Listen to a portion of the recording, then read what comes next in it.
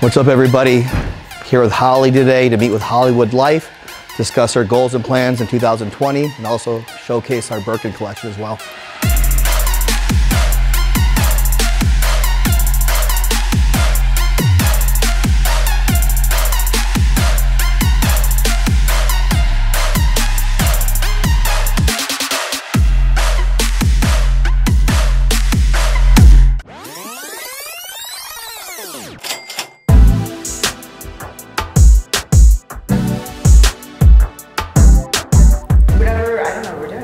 I do a little Birkin walkthrough. I want to hear about them. It's hard to bring them all. You know, I have, no, you see the other videos. I mean, this is just a regular croc, pink. And what made you go with the pink crocodile? That thing's gonna pop on the court on TV over than a regular bag. I get things that stand out. At the Lakers games, you bring celebs with you courtside, right? You'll bring some guests, Migos.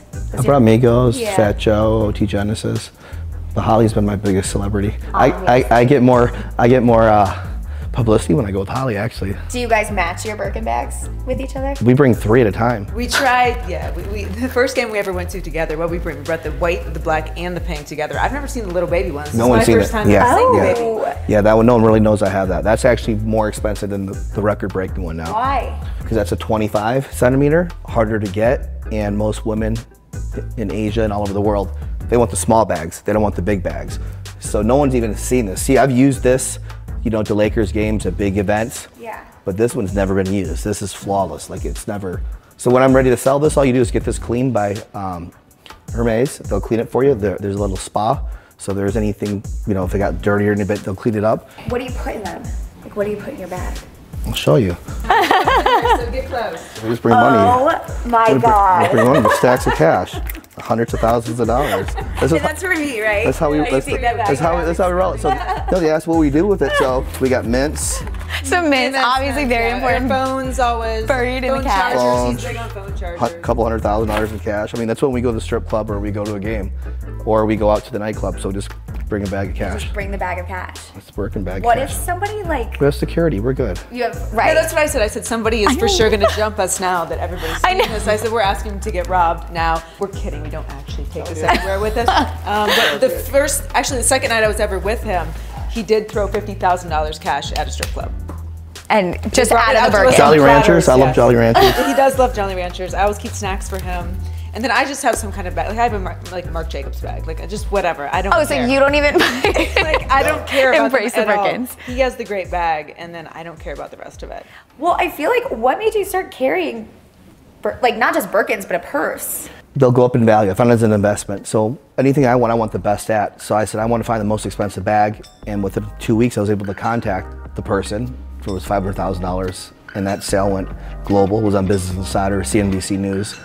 And I just know it was go up in value. So I used the Birkins for content. You know, who's that guy carrying the purse? You know, people talk shit, but I'm like, you know what? This bag is worth more than your house. Shut the fuck up. Everybody's like, you really want to be with a guy who carries a purse? And it's like, and when you say that, I know you don't know what you're talking about. And he always comes up with something. He's always like, I wouldn't expect poor people to understand. I don't get mad. You know, like this is worth more than their car, and that's worth more than their house. You know, so I don't. You know, so I don't. And it's an investment too. There was just an article that just came out last week that said the Birkin bag went up more than real estate this year, and went up more than stocks, more than gold. So the Birkin bags are going up. So like these two, I mean, this is over $1 million in bags right here. And no one till now will know that I even have this one because I've never promoted it. It's just been, it's just been tucked away. And it's like better than putting money in the bank. Put the money in the bank, it just sits there. At least these went up hundreds of thousands. These ones, like this one I could resell. This one would have to go to a fan because, I mean, this is my everyday bag. It's pretty banged up. A giraffe ate it. And Camel ate it. Camel ate it. Cabo, we have the video. Yeah, I was feeding had a carrot in here, and the camel picked it up, dropped it. Picked Birkin up and dropped it. So a lot of people saw that video. Where do you have, did it like market? I think the guy from TSA the other day marked it up more, and they don't know what it is, so they stuff it in there, and they put another suitcase on top of it, and we get it out, and it's indented. And oh, that gives me anxiety. It's my brand, it's a statement piece. The time we ever went out, he brought this one, and he was like, can you carry it? And I'm like, okay. So I'm like this. He's like, can you please carry it with the hardware facing out? And I'm like, I don't care about this bag at all.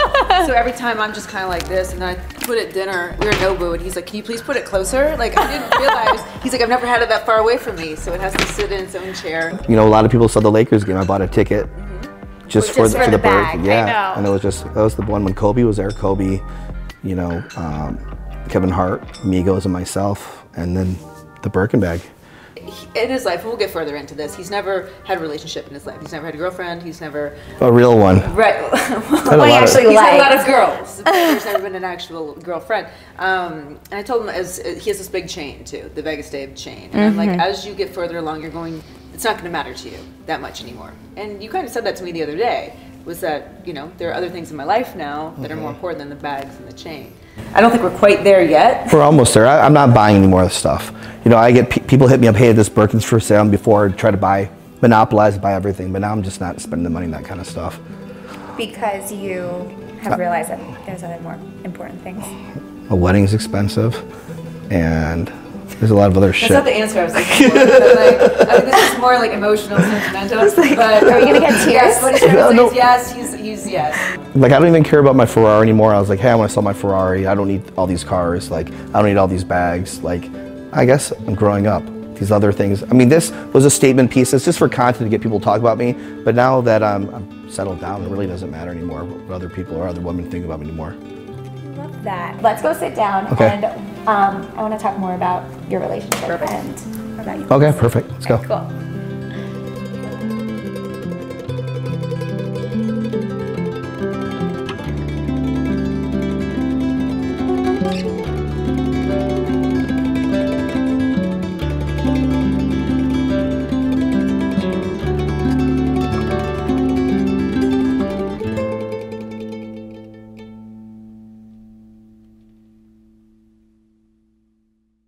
What would you consider your biggest flex? Holly. I probably didn't realize that at the beginning, but now I know for sure. I know she's beautiful, but that's not why I love her. And I think she was not appalled at first, because she's like, oh, a lot of guys think she's beautiful, but I still love her for the other qualities more. You know, she's used to people loving her for her looks, and she's beautiful, but I see the other things. The most giving person. She's very selfless. She gave up her whole life for me and moved to Vegas, and she's not really happy in here compared to Beverly Hills, but she's willing to do that because she loves me. So, you know, I'd be lost kind of without her. So she's my biggest flex, and she has big boobs for television, which is good. I was waiting for whatever kicker was coming. There was something coming about my ass or something. There was going to be something. So Talked briefly just about how you guys met, and I think that both of you personally are very different than what is put out on social media. Oh, yeah. Did you face backlash when you first got together with him at all? a lot of people did not voice it that are very close to me. But they later, in the past couple of weeks, I've heard, you know, they're concerned because they look into his legal history or whatever happened with the federal trial and wonder what kind of guy he is, and they watch his videos. But I also lost 30,000 Instagram followers. They weren't even real friends of hers, they're just followers, guys that are in love with her, guys that thought they had a chance with her, guys that sent her dick pics, just crazy motherfuckers. How they're behaving and how you can't just be happy for somebody who's in love. They're always like, he's short. No shit, okay? We know that Dave is not a tall man. You don't think that there's anything else that I can possibly love about him? Like, people are incredibly shallow, and I think that they will laugh hearing me say that because they look at me, they think, call me Barbie, they call me plastic all the time, and they think I would probably be the most shallow person in the entire world, but all either of us really wanted was love. We have everything else that we could want in our lives. We've got money. We wanted love, both of us, and that's what attracted me most to him, because I could tell you actually wanted a relationship like your parents have. Yes, my parents were married for like 44 or 45 years. I only known one way, was just be with one person. And that's why in my past, I never lasted with anyone. If I saw a quality I didn't like about them, I was out. I'm out. I'm out. But you never led anybody on either. Oh no, I was very upfront, like, we're done. Tell them about Rotate. Oh, Rotate was back in the day. That's when I used to go through all the waitresses. I'd take them out, sleep with them, feed them Olive Garden in the morning, some breadsticks, blast them on social media, and everyone would comment Rotate, see which was always waitresses, and it would go through like a lot of them. A lot. How many do you think there were? Hundreds. That make you nervous? Did you know about that ahead of time before you agreed to go out with him? I didn't know anything about him except for that he was friends with some of my mutual friends who I trusted, and I trust their character reference. That was really the first thing that was like, you know what, okay, Dave has to be a good guy, because I know that the other people who've allowed him into their lives wouldn't allow him to be around if he wasn't a good guy. And then I learned about Rotate because at his condo, I found a box of shirts that say Rotate. It was Rotate, and then there's this hot girl with boobs and just this shape. And I was like, Rotate, okay. And then he explained it to me, and I was like, you had a brand? You tried to make this a thing? Yeah, it was a movement. I had 8 billboards on the Strip. I was everywhere for the Rotate. It was a movement. Vegas Dave and who you are really 2 different people and personas. That is behavior that's like outside of social media. Did you not separate who Vegas Dave was and who David is until a few years ago? Yeah, until after my federal trial. I started writing a book and the documentary. This year is the first time the world's gonna see there's actually 2 of me. There's a Vegas Dave and then David Wancha. Vegas Dave is the character, it's the Birkins, it's the money, it's the cars, it's the bling. I don't even tell time on this shit. It's just stuff, content to get people to talk about me. I sell a lifestyle, but I also work my ass off. So it helps my business. People want to have the Rolls Royces, the watches, the beautiful women. How can I be like this person? What does he do? He does this, this, this. Let me follow him. And when they try me out and they realize that I'm really good at what I do and they can make money with me, then they stick with me. So the Vegas Dave is kind of like the marketing tool that gets them to meet the David Wancha. And once they meet the David Wancha, they stay with me. Now, Holly, did you meet Vegas Dave first or David Wancha? A little both, huh? Well, Vegas Dave reached out to me using the Birkins as bait.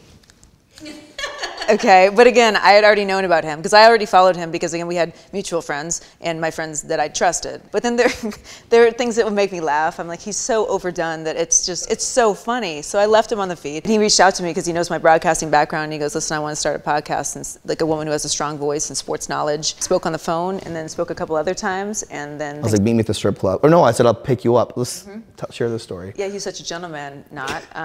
So he's like, meet me at my condo. And I'm inside waiting. He's a little bit late, which he never usually is late. Pulls up in the Ferrari and honks outside. Imagine that. He doesn't get out and come get me. He honks outside. And so I'm thinking, this motherfucker, I'm not getting in this car. And then I'm like, you know what? I think I know what this guy's going to be. He's going to be like tough on the outside, soft on the inside once you get in. So it took me about 45 minutes. He wouldn't even really look at me because he's just a little shy. He's shy. I'm not. So I went to Crazy Horse and met some of your friends there, and then finally made him laugh, and then went to Tao. Then he took me to another strip club, as you know anyone does. But to answer your question, I met Vegas Dave first, but then once I got in the car with him, because he's like, can you figure out how to defrost my car in the Ferrari? I'm like, I never used it. This is your car. I'm like, this guy's clueless. I'm like, it's all content. I'm like, he needs help. And so then we went into Crazy Horse, and everywhere in Vegas he gets a warm reception because he's lived here for 20 years. He's treated everybody well, spent a lot of money at a lot of different places, which will get you everywhere here, and has a lot of good friends here. So we walked in, and people, you know, he always has the best of everything at the club, any club it is, best of everything. And to me, that's hot. You know what I mean? Anybody who's able to walk in and make things happen, he's for sure an alpha male. Mm-hmm. Which we have discussed. We're not having children, but for whatever external reason, if it ever happened, we would name the child Alpha. The baby Birkin is for Alpha. Yeah. So when did you figure out that it was a date? Or did you just, that's how you just treat women? You were going to wine and dine her anyway? He's oblivious to most things. No, I just take him out and go with it. Like every strip club, my first dates always were with dinner in a strip club. I didn't even get dinner. I didn't even feed her. Cut right to the strip club, made it rain. Yeah. And people think I get lap dances. I've never had a lap dance in my life. I care about people around me having fun. And I buy $100,000 bottles of champagne. I don't even drink the damn thing. It's just for everyone else to have fun. It's just for the video content. But again, what I love about him is that he's not a cheater. He's not a liar. He's like, if there's one thing I don't like about you, I can't unsee that. I'm not going to try to make it work. I need to cut you out of my life because I got to go back to work. I can't be spending my time on that. And then I block you on social media, and that's it. I'm too busy. Like Holly's like the person that gets pretty much all my time. Before it was just my business, my parents, my business, and I've had a date, a couple of friends here and there, but I really have no social life right now. I'm building, you know, with the book, the movie, the documentary. It's just a lot of shit going on in my life right now. I don't have time to party. It's not even an option for me anymore. When it came to kind of taking your relationship to the next level, were you apprehensive because you hadn't really been with somebody seriously before? I just knew I loved her And I didn't even know the engagement was one of the biggest things in your life. You know, like she had to tell me, like, to me, I'm so oblivious to that because I never really had a serious relationship. My parents were married for 44, 45 years. I never ever asked them, hey, mom and dad, how did you get married? Or hey, dad, how did you propose? Like, I just did it at the spur of the moment. He's far more like innocent than people would think. Every time we have a fight, he still thinks that we're breaking up. The other day I was like, I'm leaving, and all I was doing was going to Whole Foods. Oh, they were done. the relationship was over, right? So like with the engagement, he didn't realize that was that's one of the top 5 biggest things in everyone's lives. Of course. Like people take years to get up that courage to ask somebody to marry them. But 3 weeks after knowing me, he was like, we're in Mexico, we're going to a beautiful beach. Here you go. And I was like, I said, you have to text our PR woman. You have to tell her what you just did and what's going on. He goes, why? And I'm like, Dave, this is going to be everywhere, okay? And he goes, I don't think so. And I'm like, just text her and tell her. And he goes, this is a text he sends. Hey, I gave Holly a ring, but it's no big deal. And she writes back, what? Call me right now. And I was like, he really didn't understand the magnitude of what he had just done. When we wake up in the mornings all over the world. Yeah. And there's betting odds on it too. Is that upsetting? No, it's funny. No, our feelings are so past being able to get hurt. After 10 years in the business for me and what he does and all the hate that he gets every day, we are so far past it. And still, I've yet to see one person, of all the shit that people talk, one person come up to him or to me and say anything except for, can I take a photo? Will you sign this for me? Hey, we love you guys. They have strength here, but they would never say that to your face. Does marriage and the idea of marriage scare you? I'm getting better. I get anxiety a couple of times, like, God, the same person for the rest of my life. Not like, God, it's her. It's just the feeling for me because I was always just trapped in my own world. Mom, dad, work. Mom, dad, work. Have a girlfriend here when I'm tired of her, leave. Boom, back to work. It was nothing like this, you know. I think we just hit 100 and some days. I was like, holy 102 shit. 102 days today, yeah. 102 days. Just like, I thought that would never. I would bet against those odds last year. We had 2 weeks and he was like, oh my God, I've been together 2 weeks. And to me, of course, being married before and I'm like, is this guy kidding? He put it online and I was like, nice announcement. And some of my friends like Joe Buck from Fox, they even like liked it, laughed at it. Like everybody's like, what is going on right now? But he was dead serious. Does that make you nervous at all, or it's actually kind of endearing? It's really endearing to me because he is, again, he's so innocent in that respect. People see him popping bottles and this and that, but he wants someone who's just good. And he, at the core of everything, is good. Like if I didn't have her, I'd work all the way to midnight every night. Yeah, he would. My fascination is making money and just, that's what I do. Do you feel like it's an addiction? Yes. Yes, he's absolutely addicted to it, yes. Addicted to making money. To making money or to working? Both. Both. Because he doesn't have anything else that would take precedence before this. Right, but now I'm here. But I actually help the business too. Yeah. Well, I was gonna say, do you guys now feel like you're business partners? I believe it, Yes. yeah. Because of the branding aspect, or? Yeah, the branding, beyond? I cannot do what he does. I know sports very well, but I cannot do what he does, and I stay out of the way with that. From 6 a.m. until about 5 or 6 p.m., the games, when he places when he gets everybody to place all their bets and gives out his picks, that's all him. I stay out of the way. And he doesn't even like texting. He doesn't like me to text him. Call me if it's an emergency. Like, these are the times I'm working, and I need full concentration. But then once he gives his picks out and everything's good, then we will watch the games together. And so then you're really invested in it because every game, especially basketball season, comes down to overtime or it's the last shot or something like that. So I'm very invested in that now. We're not conventional. We don't live a conventional life, but the love we have for each other. If you can marry your best friend that you enjoy having sex with, you're good. And I will say, if you're laughing and you're fucking, your relationship is probably pretty good. If you can say you're doing those two things. Why no kids? My mother and dad gave me everything. My mother and father gave me everything. No matter if they worked a 12-hour shift, they'd take me to soccer practice. They would take me into karate classes. They would take me for baseball card shows. I don't want to be a shitty father. I think a lot of people in this world just have kids to have kids. And those kids don't really have anything, and they're already destined for failure because their parents aren't really vested in upbringing them with the right education or the right values or the time. You know, a child's an investment, it's time.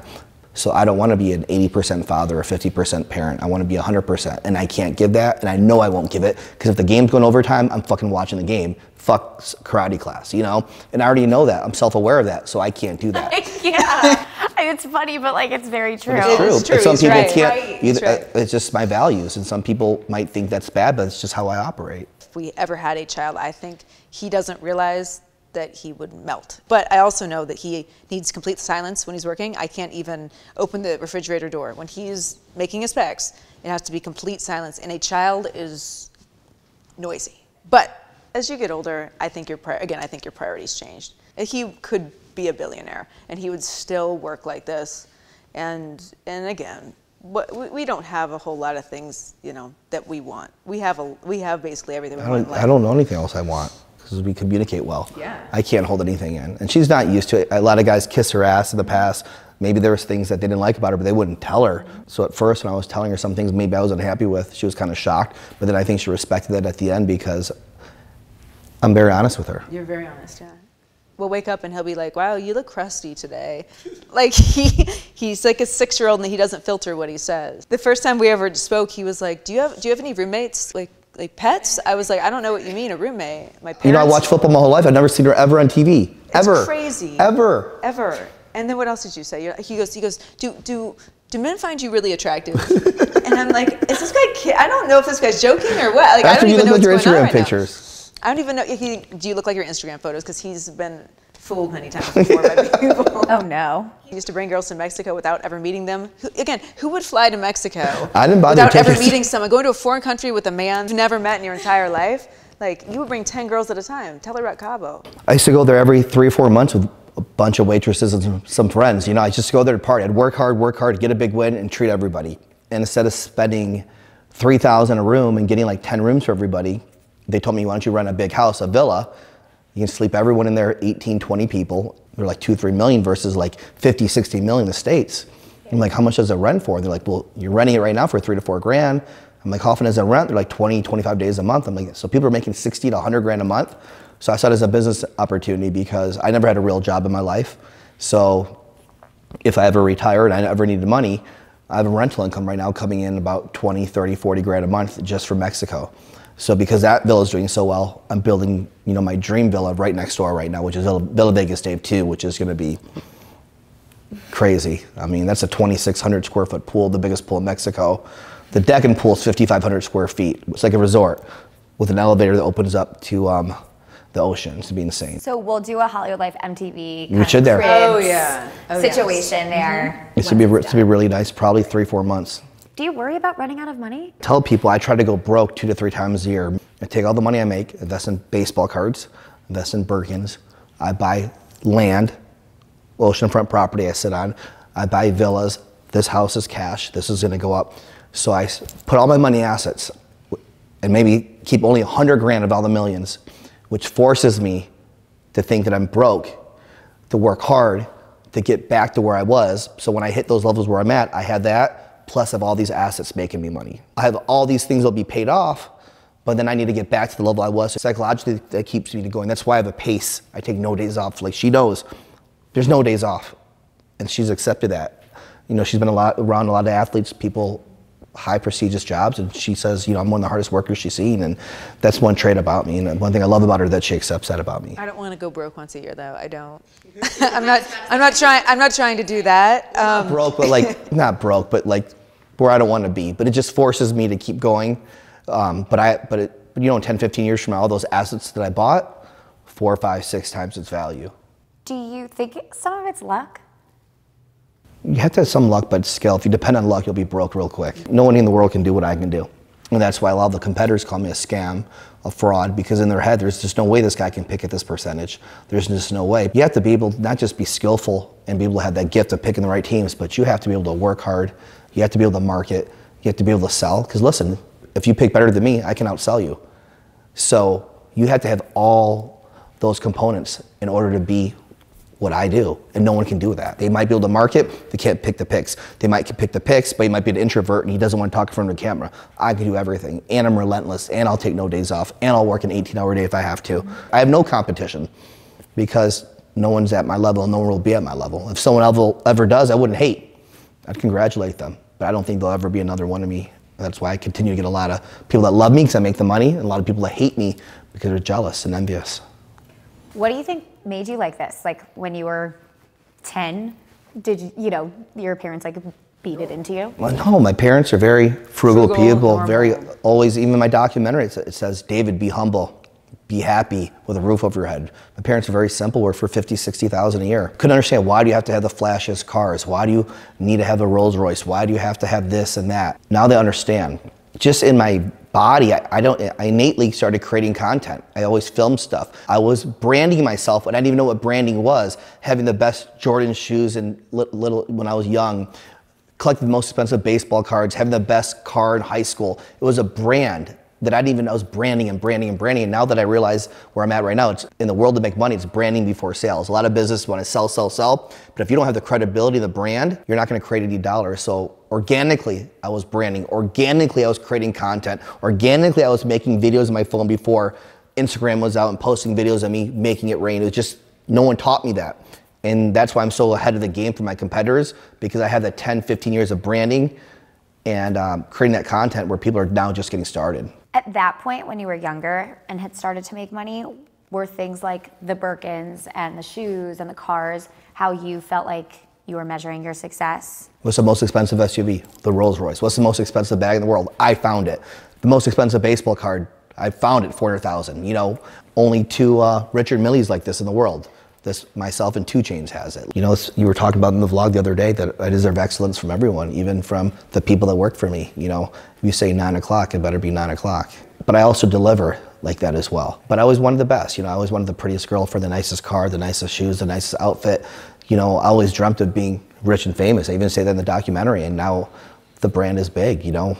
It just happened. But now my goals are different. My goals right now is to be more inspirational. I don't think my end goal is sports betting. I think my end goal is motivational speaking, to tell people, you know, like, shit, you can, I really believe most people, not everyone, can be what they want to be. You know, it's very, that fallacy, you can be anything you want to be, is overrated.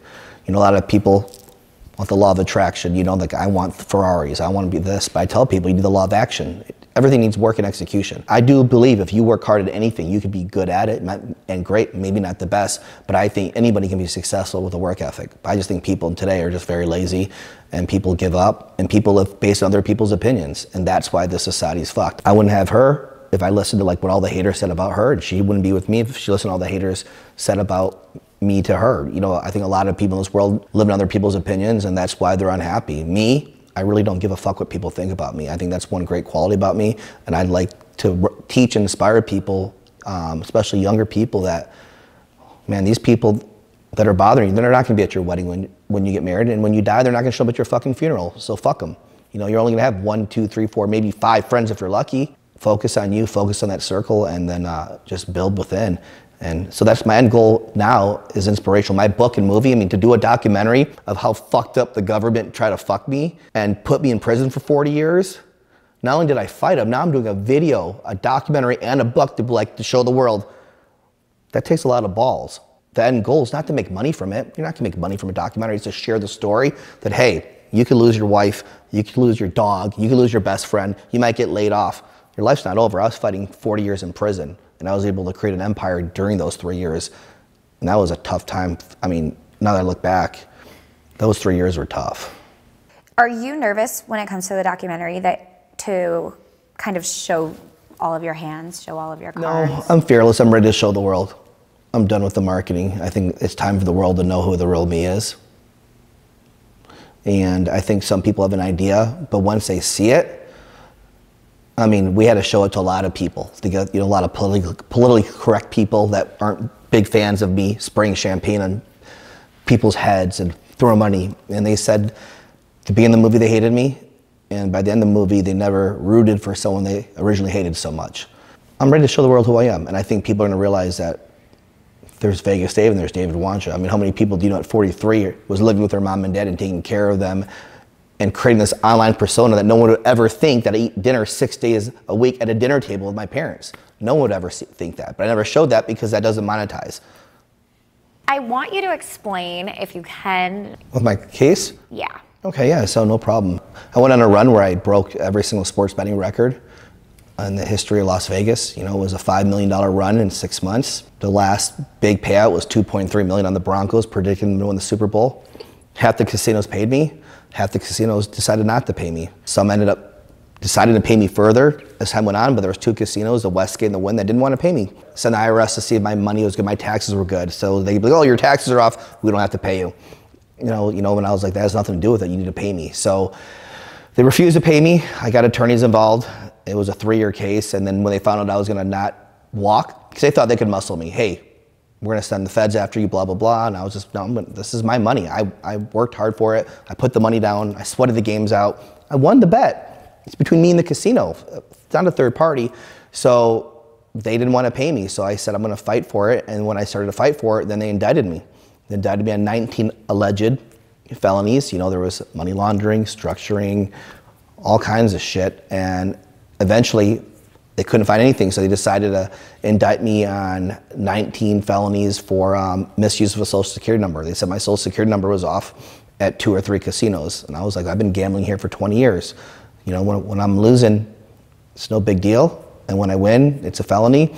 And most people would have a fake social security number if they were avoiding taxes. My taxes were clean. Most people have a fake social security number if they're hiding money.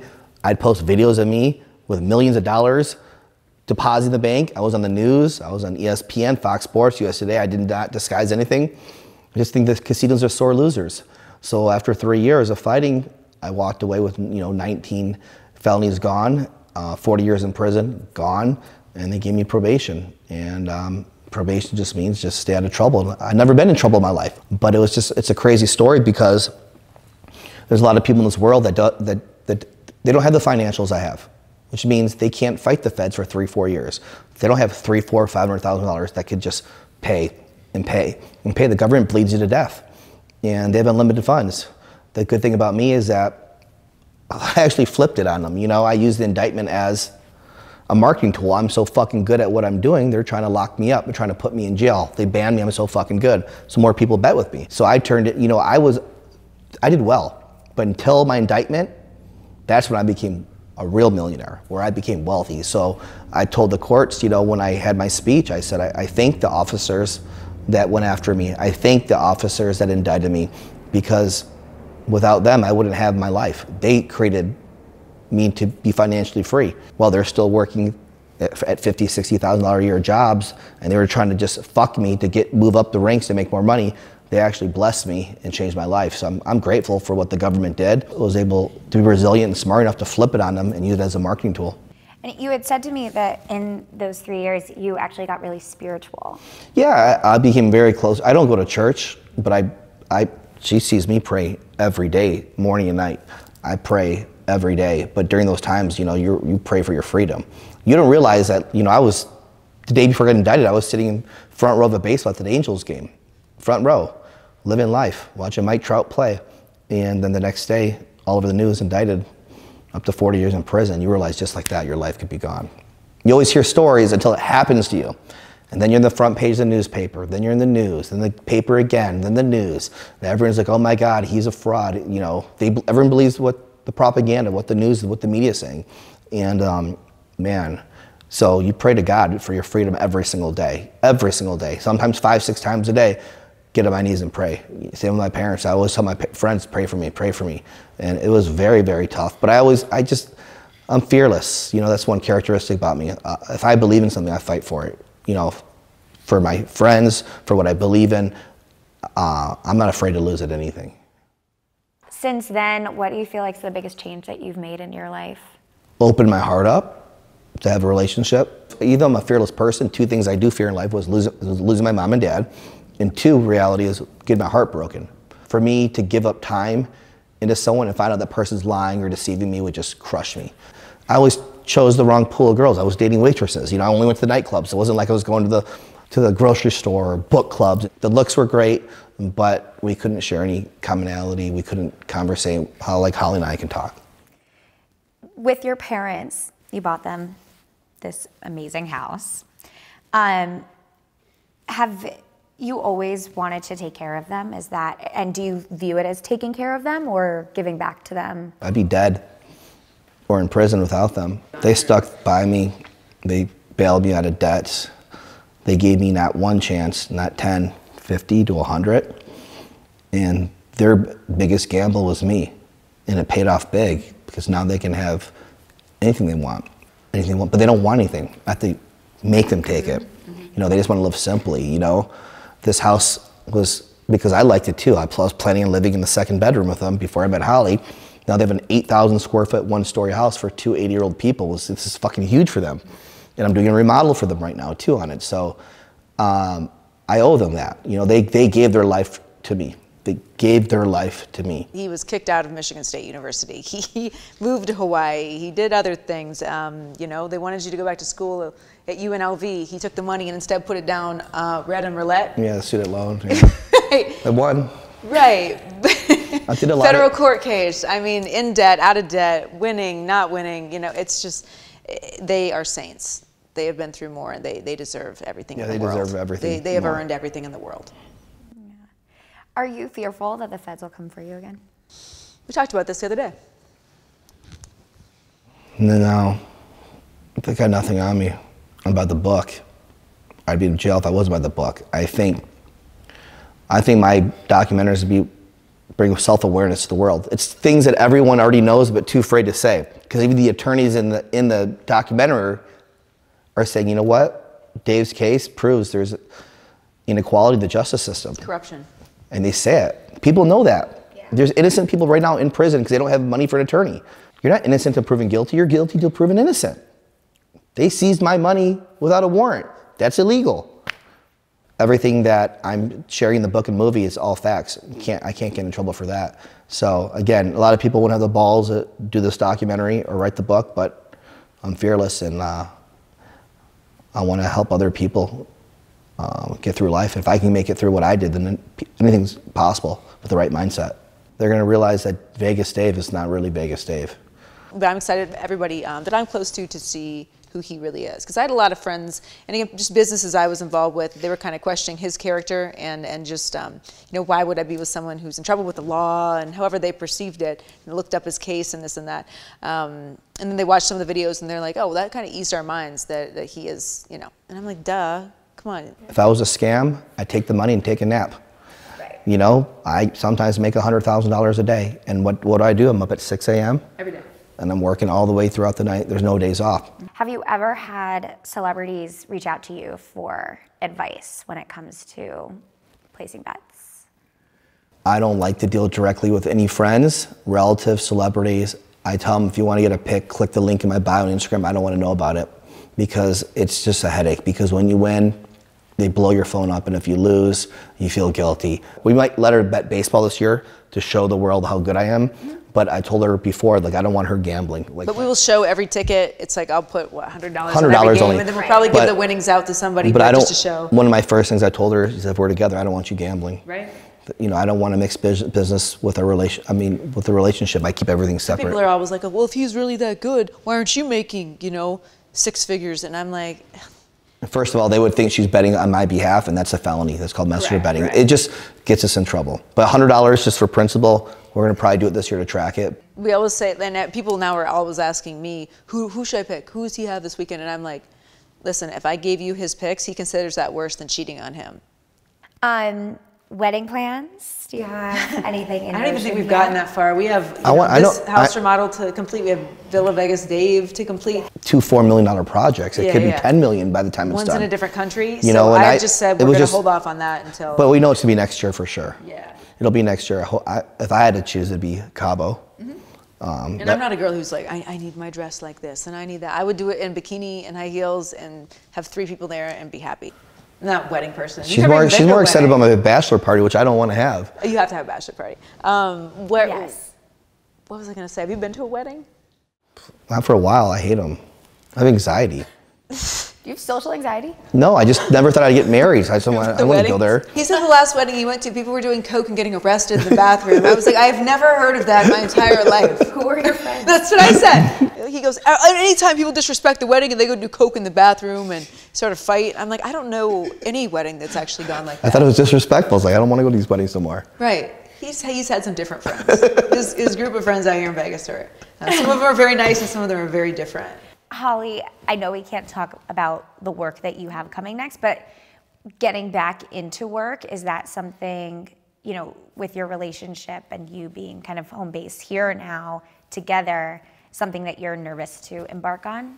I've done my job for, a decade now. So me getting nervous in front of a camera and not knowing how to handle any project would be, very rare now. That I've covered it, in the field and hosting the studio and all of it.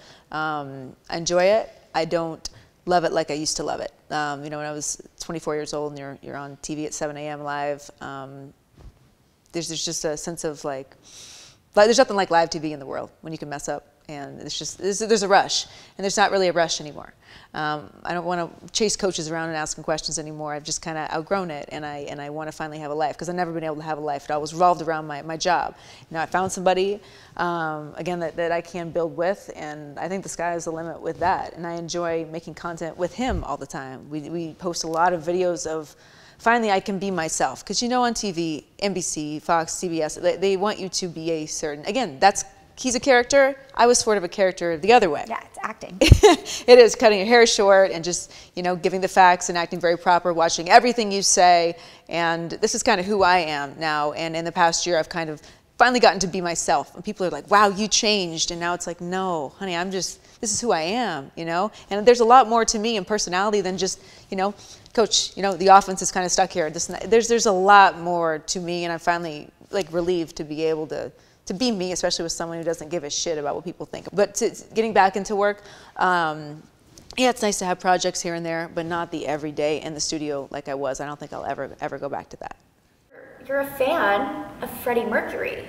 I'm a fan of the story. Okay. So I watched that movie Bohemian Rhapsody a couple of times. To me, I could relate to it because Freddie grew up with parents that were immigrants. My mom's Japanese, my dad's Romanian. They didn't really believe, they wanted me to go to school and get a job and get a degree and work 9 to 5 for the rest of my life, and I went against it. And he wanted to be a singer, and his parents thought he was crazy.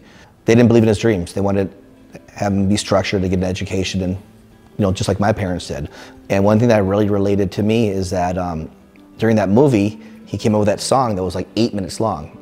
Everyone said, nope, it only has to be 2 minutes. You can't be more than 2 or 3 minutes. And he's like, fuck you, fuck you, fuck you. We're gonna do this 8-minute song. And he's like, it's unheard of. No one's ever gonna do it. And he went with his gut. He didn't give a fuck what other people thought. He went with his gut, and that song blew up, and that's actually how it put him on the map. And he started getting single after single after hits after hits after hits. It's kind of like myself. When I said I was gonna be a sports bettor, everyone's like, there's no way. When I said the Royals, you're fucking crazy. They haven't won a World Series in 30 years. Holly Holm over Ronda Rousey, you're crazy. Then you're gonna take Misha Tate to beat Holly Holm, and then you're gonna take the Broncos with Peyton Manning, he's almost 40 years old, at the beginning of the season, and that's gonna hit. Everyone told me no, no, no, no, no, and I went against the grain. So the way that I just believed in myself and believed in my visions the same way Freddie did, that's why I like that movie, because he didn't go with what other people wanted him to do. He did what he wanted to do, and he became super successful. So that's why I kind of relate to that movie, and I enjoy it.